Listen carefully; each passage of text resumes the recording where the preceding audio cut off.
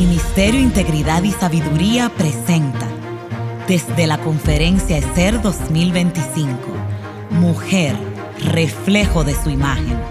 La plenaria, las consecuencias de una imagen quebrada, junto al pastor Miguel Núñez. Sean todas bienvenidas.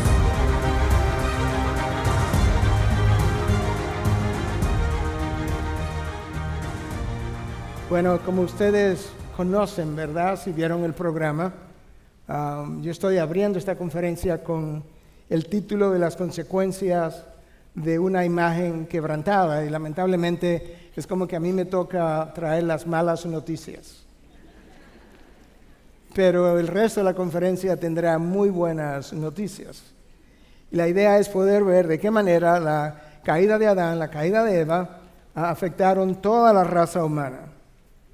De una forma que impactó al hombre y a la mujer, pero por algo que vamos a ver, lamentablemente, la mujer fue impactada de forma muy significativa, lo cual hemos podido ver a lo largo de los años. O quizás es más bien que el hombre fue impactado de una manera tan negativa que ha hecho su posición más difícil. Aquellas de ustedes que han estado siguiendo nuestra serie de los domingos en las últimas semanas, habrán escuchado que estuvimos en Génesis 3 por 3 domingos consecutivos, y algunos de ustedes van a escuchar algunas cosas inicialmente que le van a sonar muy familiar, pero prontamente vamos a tomar otra dirección. Yo quiero iniciarme leyendo 2 pasajes de las Escrituras. Uno muy conocido, el otro conocido también, pero quizás menos conocido, y es el texto de Génesis 1, 26 al 27. Y dijo Dios: hagamos al hombre a nuestra imagen, conforme a nuestra semejanza, y ejerza dominio sobre los peces del mar, sobre las aves del cielo, sobre los ganados, sobre toda la tierra, sobre todo reptil que se arrastra sobre la tierra. Dios creó al hombre a imagen suya, a imagen de Dios lo creó, varón y hembra los creó. En esencia, lo que eso implicó es que Dios nos creó, mejor dicho, creó a Adán y Eva sin pecado, con un espíritu, con una capacidad de comunicarse con Él sin intermediario a cualquier momento del día, con la capacidad de pensar y de pensar santamente, con una voluntad inicialmente completamente libre, con el privilegio de relacionarse de una forma con Dios, que ninguno de nosotros tenemos esa capacidad hasta el día de hoy, y con la capacidad de relacionarse con ellos mismos y con el otro de una manera que tú y yo tampoco hemos podido hacerlo desde la caída. Eso es como las cosas eran, pero las cosas cambiaron. Lamentablemente, hasta el día de hoy, ningún ser humano ha poseído la imagen de Dios en su forma original. Estamos siendo redimidos, pero todavía estamos en el ahora, pero no todavía. Posteriormente, las cosas volverán a cambiar de una manera que nos permitirán poder poseer la imagen original que fue creada en Adán y Eva. Recuerda, Génesis 1, 26, 27, Dios creó al hombre a su imagen y semejanza. Varón y hembra los creó. Las cosas cambiaron.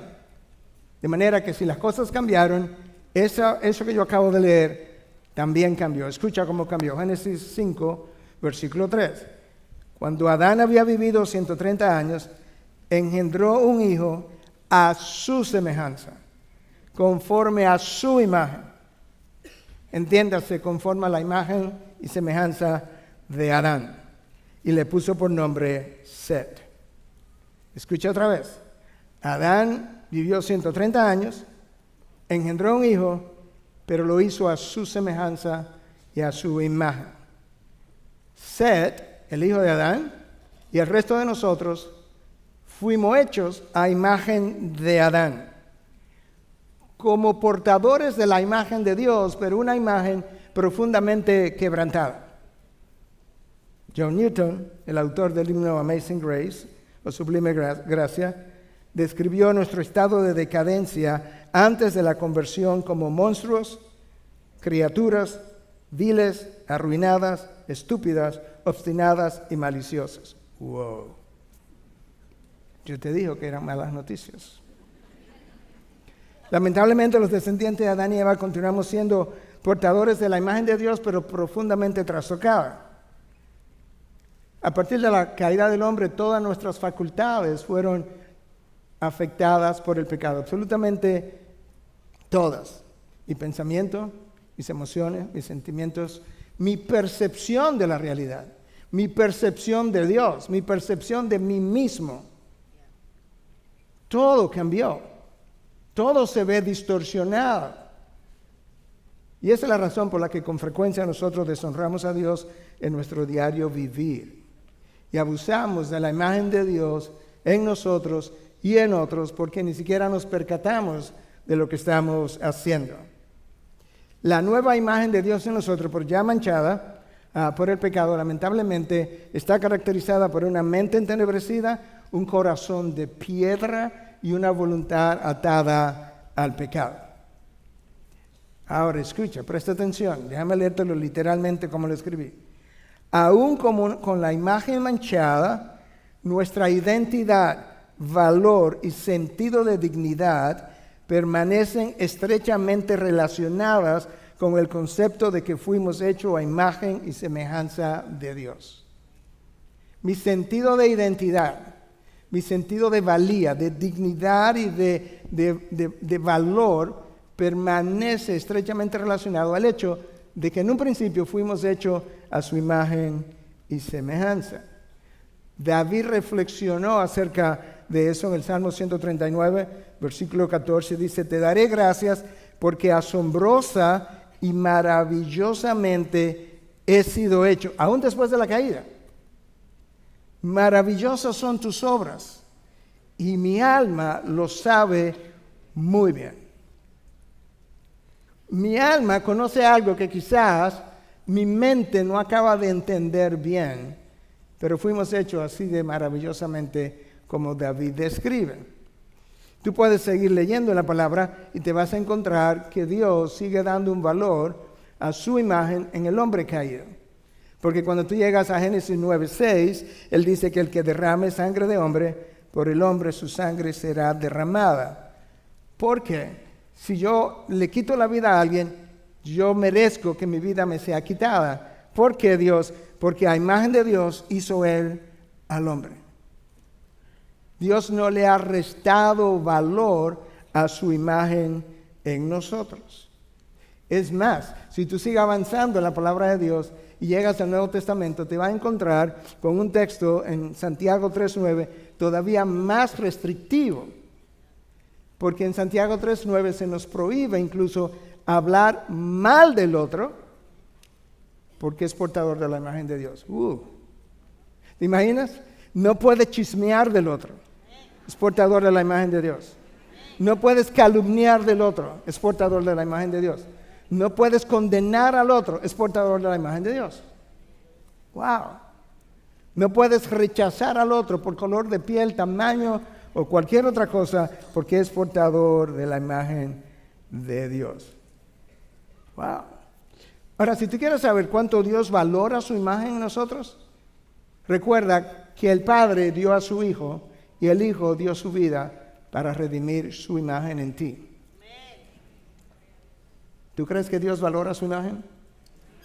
Cuando Él da a su Hijo y su Hijo da su vida. En el momento de la caída, en el mismo momento de la caída, tú puedes ver que la imagen de Dios fue inmediatamente distorsionada. Y lo vimos en los últimos domingos, porque inmediatamente Adán pecó. Adán, cuando es confrontado por Dios, pasa a acusar a Eva de su pecado e incluso acusa a Dios que le dio a Eva. En otras palabras, si tú no me das a Eva y me das a María, quizás las cosas fueran diferentes. A Adán se le importó la suerte de Eva una vez el pecado entró en él. La mujer que me diste me dio de la fruta y yo comí. Wow. Ahora, te mencioné hace un momento atrás que las consecuencias de la caída resultaron de una manera que la mujer frecuentemente, a lo largo de los años, ha sido herida por la otra caída, la caída del hombre. Escucha lo que Dios dijo a la mujer. Te estoy leyendo la Nueva Traducción Viviente. Haré más agudo el dolor de tu embarazo y con dolor darás a luz. Y desearás controlar a tu marido. No sé por qué se ríen. Pero él gobernará sobre ti o se enseñoreará sobre ti. La mujer trataría de controlar a su esposo, pero como el esposo tiene una fuerza física mayor, él terminaría ejerciendo dominio sobre ella. Ese es el origen de la guerra de los sexos, que no ha terminado hasta el día de hoy. De hecho, ese es el origen del feminismo y del machismo. Alguien que quiere controlar al otro y el otro entonces que se enseñorea de la Eva de su vida. Yo lo que quiero ver es de qué forma, a lo largo de la historia, nosotros podemos ver cómo ese hombre caído se ha enseñoreado sobre su mujer. Génesis 20. Abraham llega a un área conocida como Gerar. El rey de Gerar era Abimelech. Y Abraham le dice a Abimelech, cuando él pregunta, que Sara es su hermana. Abimelech piensa que ella está libre de marido, la toma, se la lleva a su casa, y antes de que él pudiera relacionarse con ella íntimamente, esa noche Dios se le aparece y le revela que él era prácticamente un hombre muerto porque estaba a punto de cometer un pecado con alguien que tenía esposo. Él va al otro día donde Abraham y lo confronta. Y le dice, ¿qué es lo que has hecho? ¿No me dijiste que era tu hermana? Escucha lo que Abraham dice en Génesis 23. Cuando Dios me hizo salir errante de la casa de mi padre, yo le dije a ella, a Sara, este es el favor que me harás. Un favorcito. A cualquier lugar que vayamos, dirás de mí, es mi hermano. Abraham, ¿y por qué? Bueno, para salvar mi vida. Escucha, Abraham tiene un esposo. Él está dispuesto a entregársela a un rey pagano, que no sabemos si era un abusador o no, por el resto de su vida, porque él tenía miedo de que él pudiera perder la vida. Abraham ni valoró a Sara, ni valoró la imagen de Dios en Sara, pero yo creo que Sara tampoco valoró la imagen de Dios en ella cuando consintió que se hiciera un trato de tal magnitud que ella pudiera ser afectada por el resto de sus años. ¿Te imaginas que a ti y yo tenemos 44 años de casado, que en el año 2, año 3, yo la hubiese entregado a alguien y no la vuelvo a ver más nunca? Así estaba Sara en peligro. Pero no solamente eso. En este caso fue Abimelech. Pero Abraham le había dicho a Sara, cualquier persona que te pregunte. O sea, yo te puedo perder a cualquier persona, no importa. La razón de eso es que, lamentablemente, la caída nos volvió seres egoístas, insensibles y utilitaristas. Utilizamos al otro para nuestro propio beneficio. Y a lo largo de la historia bíblica y de la historia secular, nosotros podemos ver lo que ha caído, lo que ha acontecido. Muchas veces la mujer ha buscado en un hombre también caído lo que solamente puede encontrar en Dios. Hermanas, lo que solo Dios puede darte, nunca lo vas a encontrar en los brazos de un hombre. Ahora, no olvides, Génesis 3:16. Porque Él se enseñoreará sobre ti, como Abraham lo hizo con Sara. Ahora, ese no es el peor ejemplo. en las Escrituras de lo profunda que fue la caída y de la corrupción de la naturaleza humana. Porque su sobrino Lot, que salió con Abraham, en 2 capítulos anteriores, lo hizo muchísimo peor. Incluso reveló una falta de insensibilidad, pero copió algo junto con Abraham. Estaba tratando de salvar su vida, poniendo en riesgo, en este caso, la vida de sus hijas. Déjame leerte lo que el texto dice. Hay 3 ángeles que visitan, 3 personajes que visitan a Abraham.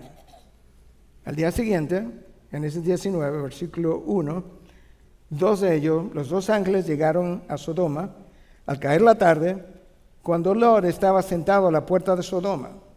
¿Qué hacía Lot en Sodoma para comenzar?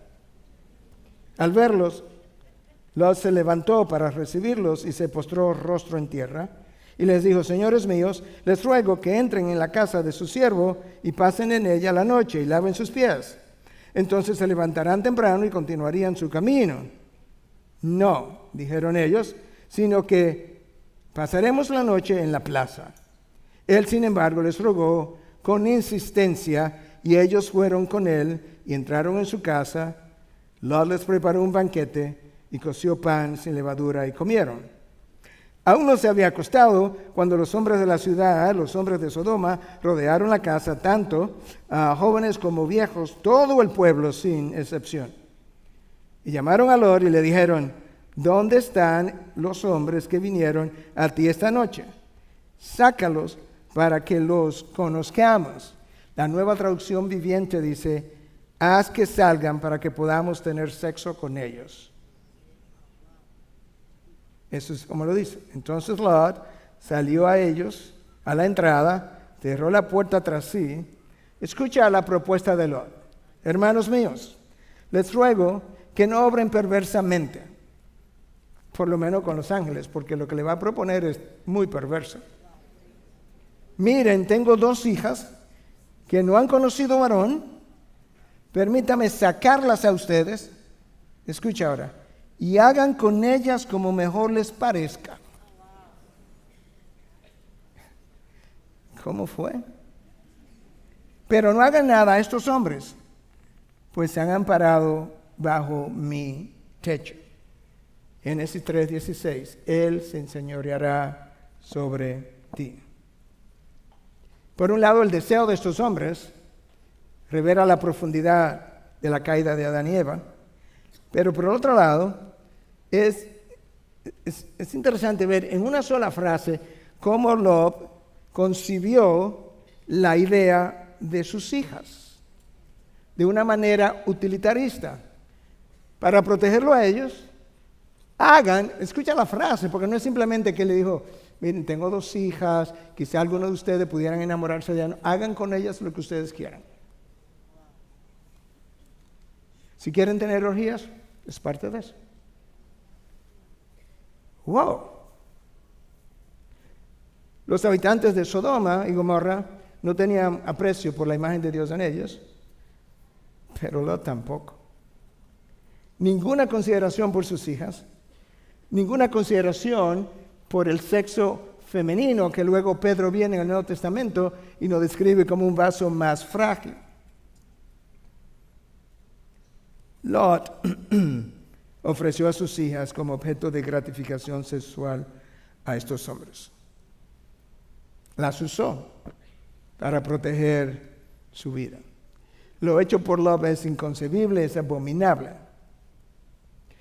Es cierto que Lot, dada la cultura antigua, era responsable de la seguridad o de las vidas de aquellos que le visitaron, pero Lot era responsable de las vidas de sus hijas, por Dios.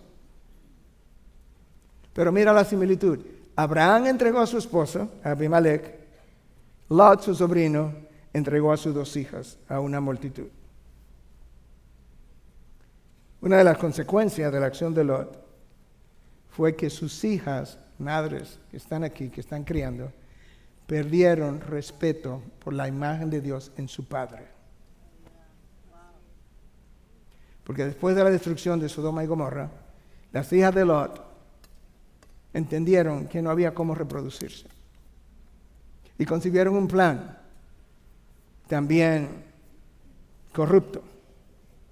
Y entonces decidieron emborrachar a su padre y tener relación con su padre. Entonces la mayor fue primero, la primera noche.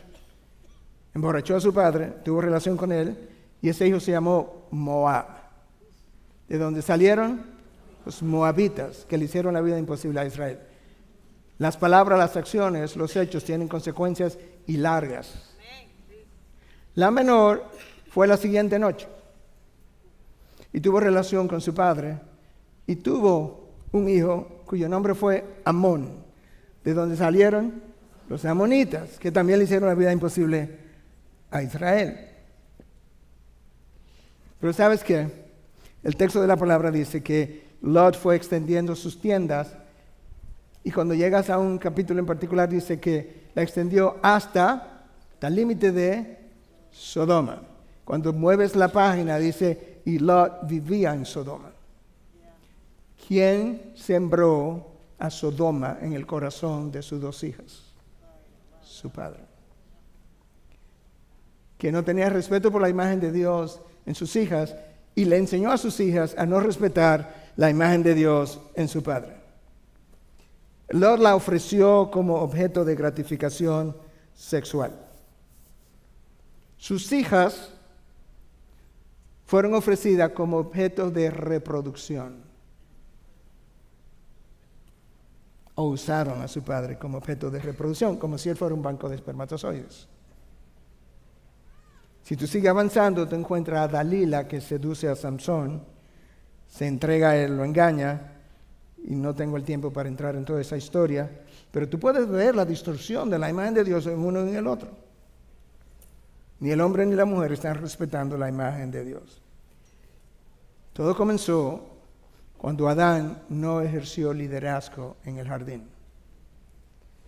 Pero luego, Abraham tampoco ejerció liderazgo apropiadamente en su matrimonio. No una vez, más de una vez. Porque como Sara no tenía tampoco un buen concepto de la imagen de Dios en ella, cuando el hijo de la promesa no llegaba, le ofreció a Abraham su criada para que tuvieran un hijo. En otras palabras, mi criada usada utilitaristamente como objeto de reproducción. ¿Tú estás viendo la profundidad de la caída? Y ya hablamos de Abraham con Sara y su entrega a Abimelech. Lamentablemente, ojalá yo no tuviera que darle más malas noticias, pero las cosas van de mal en peor. Porque el rey David, un hombre conforme al corazón de Dios, y yo subrayo eso para que podamos ver que lamentablemente el mejor de nosotros, los humanos, con una naturaleza caída, es capaz de hacer horrendas cosas. Una noche, cuando él debía estar en la guerra liderando a sus soldados, él salió a su azotea, al terrado de su casa. Vio a una mujer que el texto dice era de aspecto muy hermoso. David pregunta que quién es y le dicen que es Betsabé, pero inmediatamente le advierten la esposa de Urías. David la manda a buscar, duerme con ella. Posteriormente, Betsabé le manda noticia a David que ella está embarazada. David, con su mente caída, concibe un plan para quitarle la vida a Urías y lo manda a matar. Cuando al rey le reportan que Urías ha muerto en batalla, el rey le dice, bueno, no te preocupes, que en la batalla como mueren unos, mueren otros. ¿Tú recuerdas Génesis 9:6? El que le quite la vida a otro merece que le quiten la vida a él. ¡Wow! Ese es el David que escribió Salmos, el rey de Israel. David conocía a Dios, pero su pasión lo llevó a ignorar a Dios. Su pecado lo alejó de Dios. Y su pecado de fornicación lo llevó al homicidio. Si hay algo que nosotros no podemos olvidar, hermanos, hermanas, que tenemos algunos hombres alrededor, El pecado engendra pecado. Y el pecado te va a llevar siempre más allá de donde tú querías ir. Y te va a hacer pagar más caro de lo que tú estabas dispuesto a pagar. Tú recuerdas las palabras de Pablo en el Nuevo Testamento: nadie se burla de Dios. David, hiciste lo que hiciste con Betsabé, mataste a su esposo. Tú sabes que muchas de las consecuencias tú las vas a pagar en tu familia. Y la más claramente relacionada de todas es que su primogénito, Amón, violó a su hermana Tamar. ¿Suena familiar? Amón se enamoró locamente de su hermana. Creo que esa es la palabra correcta, locamente de su hermana. Le dijo a su padre que estaba enfermo. Le dijo a su padre que le pidiera a su hermana que le trajera algo de comida. Que su padre consintió. Escucha la historia ahora, en 2 Samuel 13, a partir del versículo 11. Cuando ella, Tamar, les llevó las tortas, que era la que él pidió, para que él comiera, él le echó mano y le dijo: ven, acuéstate conmigo, hermana mía. Pero ella le respondió: no, hermano mío, escucha sus palabras, no abuses de mí, porque tal cosa no se hace en Israel. No cometas esta terrible ofensa, pues ¿a dónde iría yo con mi deshonra? Y tú serías como uno de los insensatos de Israel. No seas insensato, no seas necio. Ahora pues, oye, te ruego que hables al rey, su papá, que él no me negará a ti. Pero él no quiso escucharla. Escucha ahora: como era más fuerte que ella, la forzó y se acostó con ella. ¿Cuál sería la palabra ahí? La violó. Entonces Amnón la aborreció con un odio muy grande, porque el odio con que la aborreció fue mayor que el amor que la había amado, con que la había amado. No, su lujuria fue mayor que el amor que él pudo haber dicho que tenía. Hermanas, con todo lo pastoral que yo pueda decirle, cuando una mujer entra en intimidad con un hombre fuera del matrimonio, frecuentemente ese hombre la valora peor después de que antes de. De hecho, si la relación se rompe, lo más común es que el hombre hable mal de ti. Y no solamente que hable mal de ti, que haga exactamente lo mismo que Adán use, que te acuse de haberlo seducido a él. No lo hagas. Portas la imagen de Dios. Honra la imagen de Dios en tu vida, con tu vida. Su imagen es santa a pesar de ser caída. A Amnón no le interesaba a ella para amarla, no, porque la odió a la media hora. No, él la quiso usar. Después de lo ocurrido, escucha lo que Amnón le dijo: levántate y vete. Pero ella respondió: no, porque esta injusticia que me haces, echándome fuera, es mayor que la otra que me has hecho. O sea, el botarme de tu casa, en el contexto de Israel, es peor que lo que acaba de hacerme. Pero él no quiso oírla. Llamó pues a su criado que le servía y le dijo: echa a esta mujer, no a mi hermana, no, a esta mujer de aquí, y cierra la puerta tras ella. Fue abusada sexualmente, ahora tiene un abuso emocional. El texto dice que ella llevaba un vestido de manga larga, porque así las hijas vírgenes del rey se vestían con túnicas. Ya no lo era. Su criado la echó fuera y cerró la puerta tras ella. Entonces Tamar se puso ceniza sobre la cabeza, rasgó el vestido de manga larga que llevaba puesto y se fue gritando con las manos sobre la cabeza. Me acaban de violar, ceniza en mi frente, las manos en mi cabeza y me voy llorando. Yo creo que esas lágrimas duraron muchas noches por muchos días. Su propio hermano. Es que el pecado tiene consecuencias. Y a veces En nuestra condición caída, nosotros no valoramos o no aquilatamos, magnificamos lo horrendo de lo que hice hasta que me pasa a mí mismo o en mi propia familia. El abuso sexual, el abuso físico, el abuso emocional. Digo físico porque el texto dice que Amnón era más fuerte que ella y la forzó y se acostó con ella. Tuvo que haber un forcejeo. No olvides Génesis 3:16. Él se enseñoreará sobre ti. Si Adán y Eva hubiesen sabido que una mordida iba a traer tantas consecuencias por tantos años a tantas personas, no lo hubieran hecho.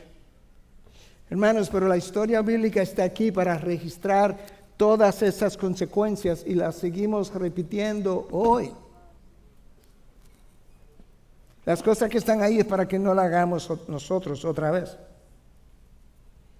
La Biblia no vuelve a hablar de Tamar, pero déjame decirte, en personas con experiencia de este tipo, la ansiedad es frecuente, desconfianza en otros, aún en sus propios padres o esposos, depresión, estrés postraumático, trastorno del sueño, trastornos alimenticios y la lista se extiende. ¿Te imaginas la profundidad de la herida de Tamar? Ahora, vamos a llegar al final de que ese no es el final de cada historia, porque hay un Redentor que ama a personas así, más de lo que tú y yo podemos imaginar. Amnón le dice, levántate y vete, echa a esta mujer fuera, le dice a su criado, violada, aborrecida, rechazada. Y ella se fue gritando de la casa. Wow. Comparemos a lo que yo acabo de mencionar con la manera como Cristo se relacionó con el sexo opuesto. ¿Ok? Comparemos todo lo dicho hasta ahora. Jesús vio mujeres en su paso por la tierra desvaloradas o desvalorizadas y Él levantó su valor. Vio mujeres heridas y las sanó. Vio mujeres rechazadas y las aceptó. Vio mujeres condenadas y las redimió. Las vio despreciadas y la amó sin ningún otro interés. De alguna manera yo tengo que encontrar forma de este mismo mensaje darlo frente a hombres. Porque tiene que haber un fin a relacionarme con el sexo opuesto, porque yo tengo un interés que no es santo. Eso no puede continuar, hermanos. Bueno, ustedes no están aquí, pero ustedes se lo pueden llevar el mensaje. No puede ser que yo mire a una persona con el único interés de aprovecharme sexualmente de esa persona. Tú recuerdas mira la diferencia entre Jesús, porque Él tiene que ser el modelo para nosotros los hombres. Mira la diferencia entre Jesús y todo lo que leímos anteriormente. Jesús está en la casa de un fariseo, hombre Simón. Hay una mujer pecadora. El texto la identifica como pecadora. Probablemente, dicen los estudiosos, la palabra pecador está ahí para sustituir la palabra prostituta o promiscua. Y esta mujer ve a Jesús, probablemente había oído de Él, lo vio distinto a todos los demás hombres, vio su trato probablemente hacia las mujeres completamente diferente a lo que había conocido en otros hombres, se tira de rodillas, con sus lágrimas moja sus pies, con su cabello seca sus lágrimas y con perfume unge sus pies. Simón dice o piensa, si este hombre fuera lo que él dice que es, supiera qué clase de mujer lo está besando. Si había alguien ahí que sabía qué clase de mujer ella era Jesús. Pero Jesús justamente vino para redimir lo corrupto, lo caído, lo torcido, para enderezar lo torcido para sanar lo herido, para redimir el desastre de la imagen del hombre, de la imagen de Dios en el hombre. ¿Escuchaste cómo esa mujer entró, cargada de culpa, acusada en la mente de Simón por lo menos? Y escucha ahora cómo ella se va, Lucas 7:48. Tus pecados han sido perdonados. Cuando Cristo se percata de lo que Simón está pensando, dice, Simón, ¿sabes qué? Yo estoy en tu casa. Yo vine a tu casa y tú no me has dado un beso para saludarme. Tú no ungiste mi cabeza con aceite y esta mujer no para de ungir mis pies con sus lágrimas y ahora con perfume. Al final de la historia, Simón queda condenado. La mujer se va salva. Tus pecados han sido perdonados. Tu fe te ha salvado. Vete en paz. ¡Wow! Israel nunca había visto un hombre de esa naturaleza. Un ejemplo de esa naturaleza. Ella se fue de la presencia de Jesús de una forma muy diferente. Hermanas, solamente hay un hombre y unos brazos que pueden entenderte completamente, llenarte completamente, sanarte y devolverte lo que verdaderamente es vida. Uno solo. Y es Cristo Jesús.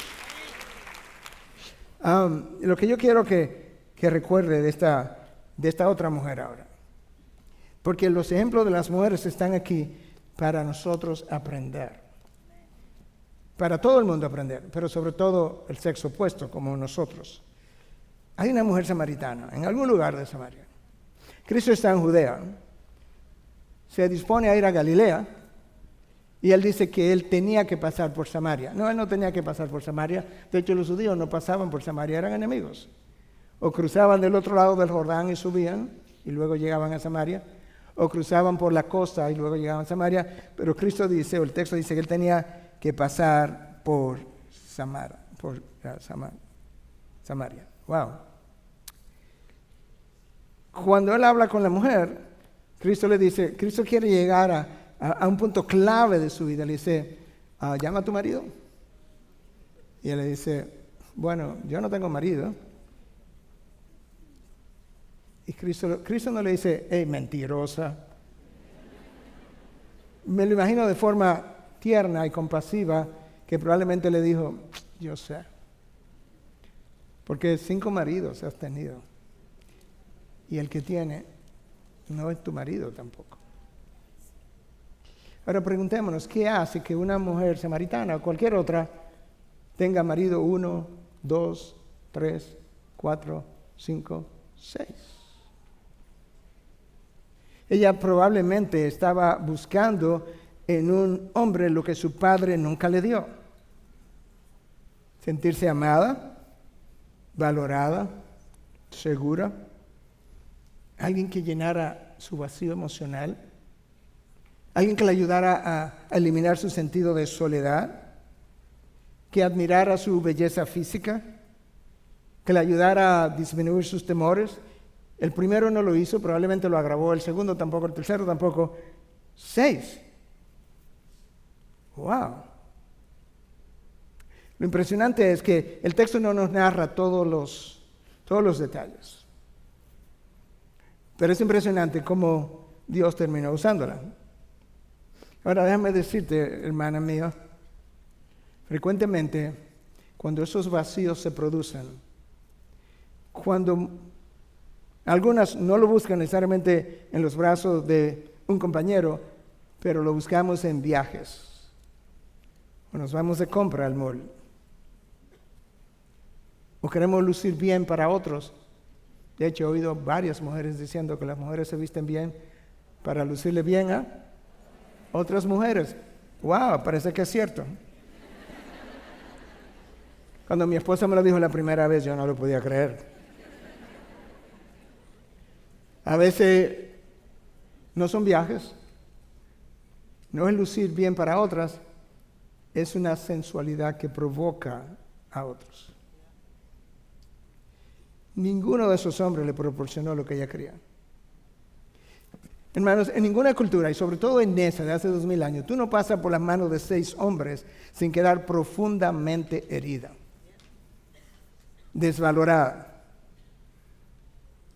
Claro, Jesús tenía que pasar por Samaria, porque a Jesús le encantaban, y a Dios le encantan, la gente que la sociedad rechaza, la gente que otros no aman, que solamente Él puede amar.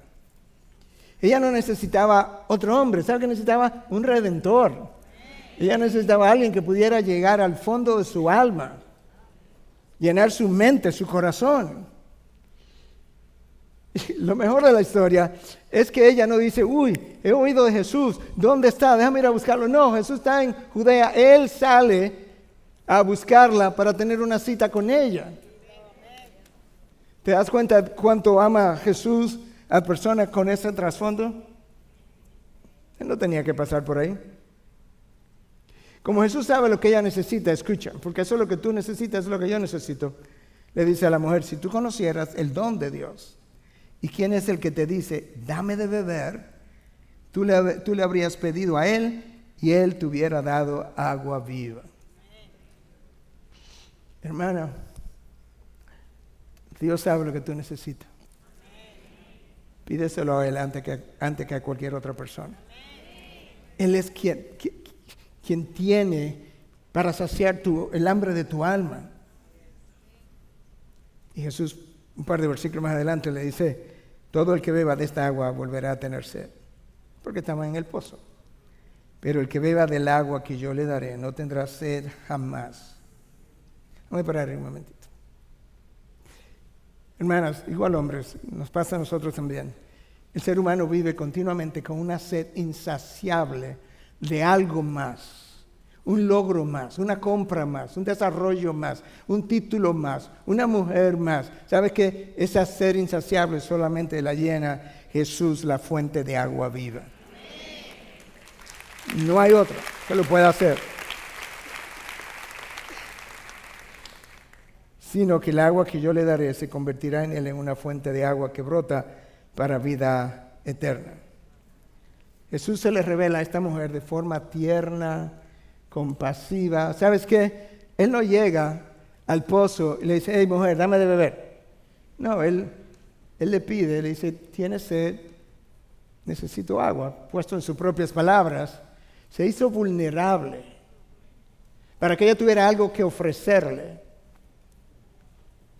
Al final de la historia, ella se va a su pueblo, a su villa de Samaria, y el texto dice que muchos de los habitantes de Samaria llegaron a creer en Jesús por el testimonio de ella. Ahora está siendo usada por Jesús. ¿Tú puedes creer eso? Que con todo ese trasfondo, ahora Jesús ha redimido la imagen de Dios en ella y ahora es un instrumento en sus manos para su obra. Dijimos que la caída de Adán y Eva corrompió profundamente la imagen de Dios. La venida de Cristo dignificó extraordinariamente la imagen de Dios. ¿Por qué decimos eso? Que Jesús fuera Dios, como lo era y lo es, que no considerara su igualdad con Dios como algo a que aferrarse y se encarnara y viniera en el vientre de una madre como nosotros, con una imagen caída, para luego vivir 33 años enseñando el camino de la vida, y que luego le haya ido hasta la crucifixión para redimir la imagen de Dios en ti. En serio. Yo no sé cuántos padres hay allá afuera, para compararlo con el Padre Dios, estarían dispuestos a entregar su hijo para salvarle la vida a otro. No creo. Escuché a un predicador en una ocasión que era muy veraz, pero al mismo tiempo jocoso. Él dice, yo estaba pensando, yo tengo un nietecito de 4 años, si yo tengo que entregar a mi nietecito para salvarte a ti la vida, tú te vas a ir al infierno. Pero no Dios. Dios dio a su hijo. y su Hijo dio su vida. ¡Wow! Y la realidad es que hasta que tú no encuentres una estrecha relación con Dios, seguirás vacía. Tratarás de vendar tus heridas. Pero lo que necesitamos es cirugía de corazón abierto.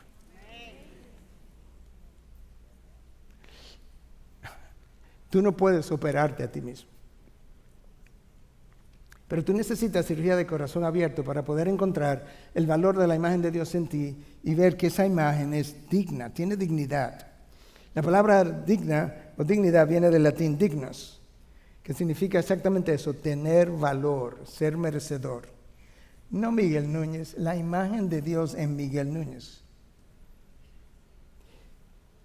Tú fuiste creado, piensa en esto, para reflejar el carácter y la imagen de Dios. Una criatura para reflejar la imagen del Creador.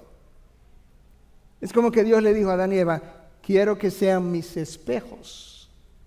Por consiguiente, cuando otros te vean, quiero que el espejo esté completamente limpio para que el reflejo que vean sea el mío y no el tuyo. ¿Tú sabes por qué nosotros seguimos abusando la imagen de Dios en nosotros cuando desobedecemos? Y cuando desobedecemos contra otro, abusamos la imagen de Dios en el otro. ¿Sabe por qué? Porque nosotros no tenemos el valor adecuado de dicha imagen. Y hace años atrás, que meditando sobre esto, Dios puso un pensamiento en mí que ha sido altamente poderoso en mi vida. Y es, si valoras mi imagen en ti y en otro, tu vida de pecado será mucho menor.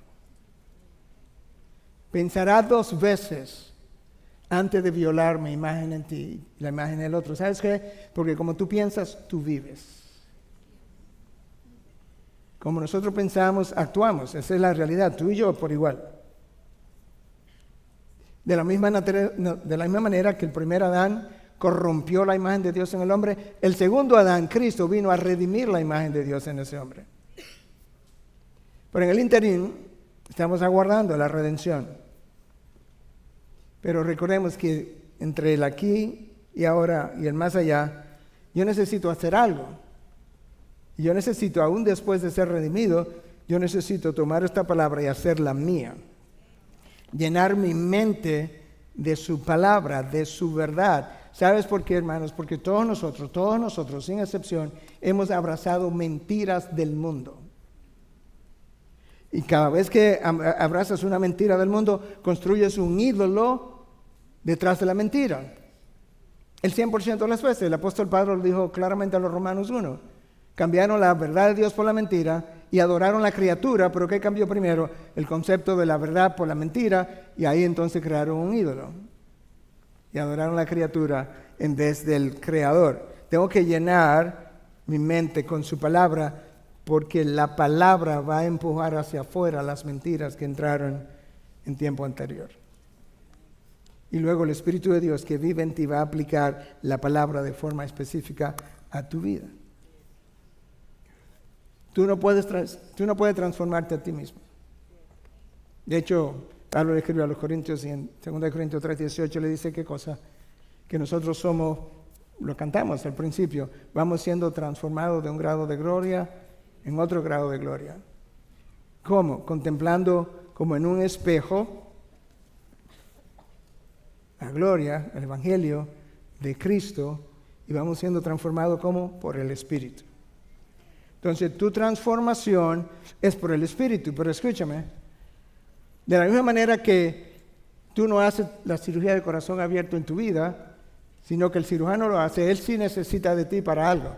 Tú tienes que darle permiso al cirujano de corazón abierto y luego tú tienes que ir voluntariamente a acostarte en la camilla de cirugía y luego él hace la cirugía. De esa misma manera, tú tienes que morir a ti mismo. Y luego tú tienes que rendirte a Dios para que Él haga la cirugía de corazón abierto. De manera que Él cambie tu vida de adentro hacia afuera, no al revés. Que frecuentemente queremos hacer las cosas al revés. Cambiamos las actividades y seguimos corrompidos adentro. Necesito morir a mí mismo, necesito llenar mi mente con su palabra. Lo impresionante es que, lamentablemente, cuando viniste a este mundo y por muchos años, tú llevabas la imagen del primer Adán manchada y todavía lo llevamos. Pero Cristo ha comenzado a redimir y a santificar esa imagen. Si tú quieres saber cómo luce la imagen de Dios antes de la caída del hombre, sería bueno como saber, oye, antes de Adán y Eva pecar y antes de nosotros vernos involucrados en esta vida tan desastrosa como nosotros hemos vivido, ¿cómo pudo haber sido la vida? No es tan fácil, pues no tengo que imaginármelo. ¿Sabes lo que tengo que hacer? Yo voy al Nuevo Testamento, abro los Evangelios y leo la vida de Cristo. Como Él pensó, como Él habló, como Él vivió, esa es la imagen de Dios en su estado pristino. Y eso es lo que tengo que imitar. Y eso es lo que yo quiero anhelar. Y sabes que a eso es donde Cristo nos está llevando, hasta que lleguemos. Porque escucha lo que Juan dice en su primera carta en 3:2. Amados, ahora somos hijos de Dios, hijas de Dios. Y aún no se ha manifestado lo que debemos ser. Pero sabemos que cuando Él se manifieste, seremos semejantes a Él, porque le veremos tal como Él es. ¿Tú escuchaste? Que yo no voy a seguir llevando esta imagen caída en mí. No, yo voy a ser semejante a Él y eso me va a permitir verlo tal como Él es. Pastor, sí, pero quizá Él no viene por mucho tiempo y quizá yo no voy por mucho tiempo. ¿Y entonces qué hago? No es tan difícil. Bueno, tú tienes poder infinito morando en ti, que es el Espíritu Santo. Tiene un manual de instrucción. Y el poder que está en ti, que es el poder de Dios, pone en ti tanto el querer como el hacer.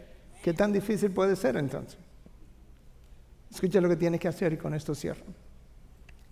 Tú tienes que correr a Él cada vez que necesites perdón. Si necesitas perdón, no trate de hacer algunas obras buenas, hacer oraciones más largas, leer la Biblia más, porque eso puede venir después. No, yo tengo que ir donde Cristo y tener un encuentro como esta mujer pecadora a sus pies. Encontrar perdón ahí, porque yo lo voy a encontrar en su gracia y en su misericordia. Número 2, cree en Él. Cree su palabra, cree sus promesas. Número 3, aférrate a Él. Aférrate a Él. Dice una canción por ahí que el ancla de Cristo te soporta. Que aunque el barco esté maltratado, su ancla te sostiene. Aférrate a Cristo. Construye tu vida sobre Él, no sobre logros humanos, no sobre sueños y ambiciones, sobre la roca que es Él. Descansa en Él. Ten esperanza en Él. Espera en Él. Y cuando todo falle, tú regresas a Él y le puedes decir gracias, Jesús, porque tú nunca me has fallado. Lamentablemente, como frecuentemente las cosas aquí abajo nos fallan y las personas también, es muy usual que tampoco tengamos esa gran confianza en Dios, porque subconscientemente nos pasa lo que Dios dice en el Salmo 50: pensaste que yo era tal como tú, pensaste que yo era como los demás hombres o mujeres que te han fallado. Esta es una buena ilustración y este es mi cierre finalmente. Una historia real. Quizá algunos de ustedes en la iglesia me la han oído. Pero este padre está jugando con su hijo de 2 años, algo así, y lo tiraba para arriba. Y el niño estaba en el aire y cuando él lo paraba otra vez, el niño le decía, otra vez. El padre volvía y lo tiraba y le decía, otra vez. Y había un psicólogo que lo estaba observando y le dice, señor, mire, yo soy psicólogo. Me ha llamado mucho la atención, usted tiene un rato largo tirando a su hijo para arriba, y yo lo veo ahí arriba riéndose, y cuando él va cayendo, inmediatamente le dice, otra vez. Yo estaba pensando que si yo estuviera en las manos como de un gigante, bien grande, que me tirara para arriba y yo estuviera en el aire, yo estuviera rígido como una tabla. y no quisiera que lo volviera a hacer más nunca. Y el psicólogo le dice, bueno, yo soy psicólogo, ¿usted me puede explicar cuál es la razón de que su hijo pueda estar tan relajado? Y dice, bueno, es que yo y mi hijo hemos jugado este juego cientos de veces y yo nunca lo he dejado caer. Cuando tú juegues a la vida con Dios y descubra que Dios nunca te ha dejado caer, tú podrás relajarte en Él, esperar en Él, descansar en Él, creerle a Él, alabarlo a Él, glorificarlo a Él, vivir para Él. Eso es lo que tú necesitas, eso es lo que yo necesito. Todo lo demás es secundario. Padre, gracias. Gracias por Cristo. Gracias por tu Hijo. Hijo, gracias por tu vida, tu ejemplo, tus huellas. Ayúdanos a ver que tú nunca nos has dejado caer. Que eso es una imposibilidad en ti. Porque al que es tuyo, tú nunca lo dejarás perder. En tu nombre, Jesús. Amén. Amén. Gracias por acceder a este recurso. Espero que haya sido de gran bendición para tu vida. Te sugiero que te suscribas a este canal de forma que tú puedas recibir notificación la próxima vez que hayamos subido un nuevo recurso que pueda servirte de instrucción y bendición.